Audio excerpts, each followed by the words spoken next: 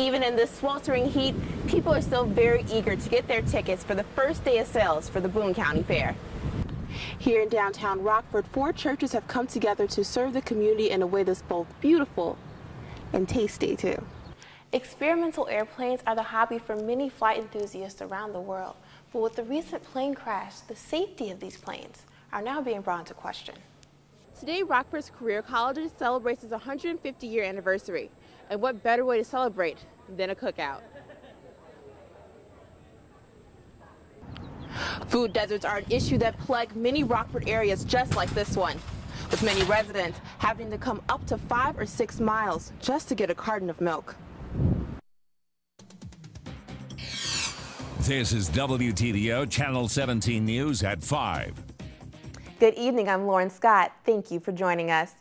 4 people are sent to the hospital after a serious car accident on I-90. The 2-car accident happened shortly after 1 p.m. on I-90 East at Genoa Road in Boone County. 2 cars were in a ditch area when one caught fire. The person in critical condition was taken away by helicopter, while the 3 others were left in the ambulance with non-life-threatening injuries. Clothing was scattered across the scene.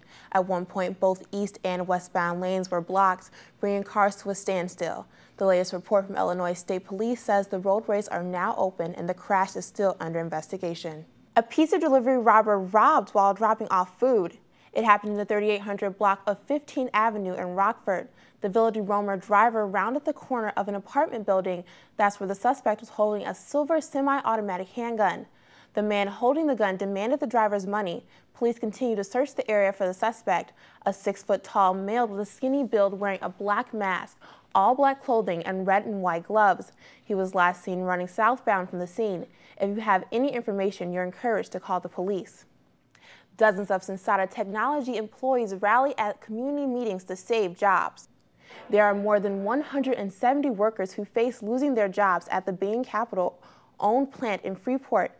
This because of Bain Capital's decision to outsource jobs to China. Sensata manufactures sensors, controls for major auto groups such as Ford and General Motors. U.S. Representatives Don Mazzullo and Bob Schilling urged the CEO of the Massachusetts-based company to abandon its plans to offshore production to Asia. It's something that the employees hope gain attention.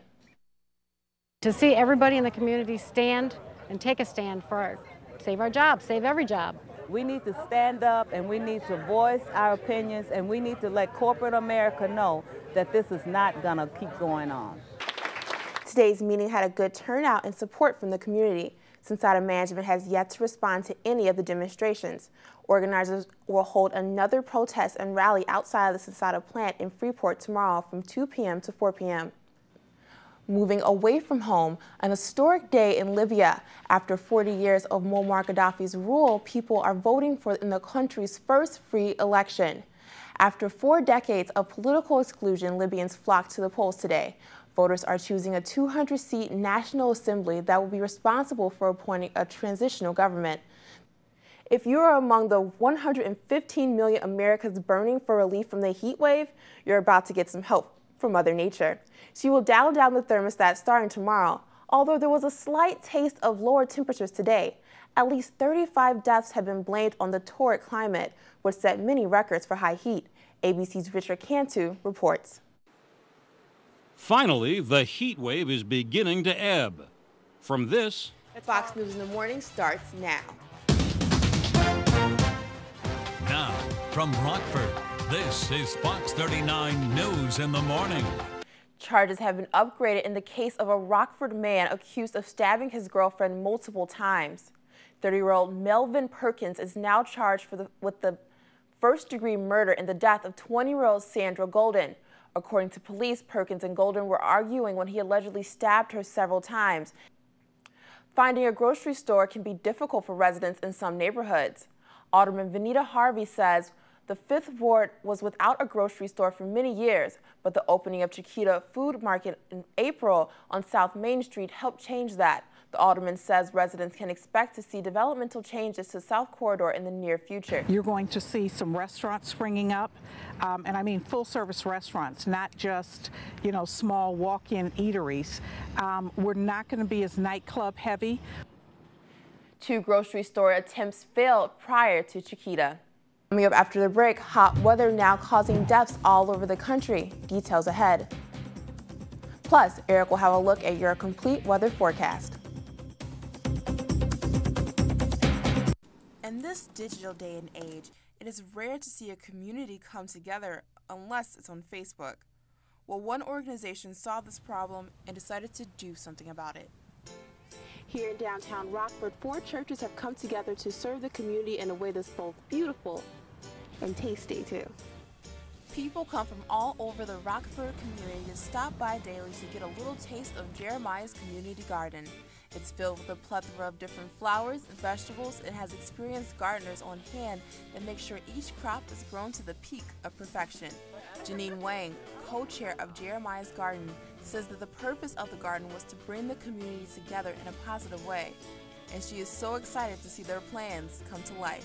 You come by day or night, you will see people in here picking, some picking and eating, some bagging it and taking it home. But the response has been fabulous, and the more that they know us and get to know us, they are helping us with the garden, so it's been great. The garden also draws in many volunteers of all different skill levels. Karen Yackel has been volunteering at the garden for over a year now and loves the impact it is having on the community. I like it because it's fresh, it's organic, and it's good to give back to the community, and I think it's a good thing what they're doing. The Jeremiah Garden is open year-round and gives all his vegetables away free of charge. From WTVO, this is Lauren Scott. Experimental airplanes are built from a kit or from scratch in the owner's garage. They are known for their flashy designs and wild colors, but the inner workings of these machines remain a mystery to most. President of the local Experimental Aircraft Association chapter, Lee Hilbert, grew up with aviation and flies recreationally once or twice a week. Hilbert adds that he has a very special place in his heart for experimental airplanes. The Experimental Aircraft Association was originally started to assist and bring some standards, if you will, for doing, for modifying and essentially experimenting with airplanes. Experimental airplanes are the hobby for many flight enthusiasts around the world, but with the recent plane crash, the safety of these planes are now being brought into question. Hilbert explains that a lot of factors could have contributed to the unfortunate plane crash in the Monroe Center. In fact, experimental airplane pilots have many requirements to fulfill before the plane ever takes flight. As private pilots, we go through extensive training, far more than anybody goes through to even get a commercial driver's license. Tom Janusevec, airport manager at the Poplar Grove Airport, has been flying since the 1970s and loves the challenge of aviation. Janusevec believes that flying experimental airplanes should be safe if the pilot is responsible. You're only as safe as you feel like you want to. If you want to cut corners, you get up in the air, you just don't pull over to the side of the road and fix it.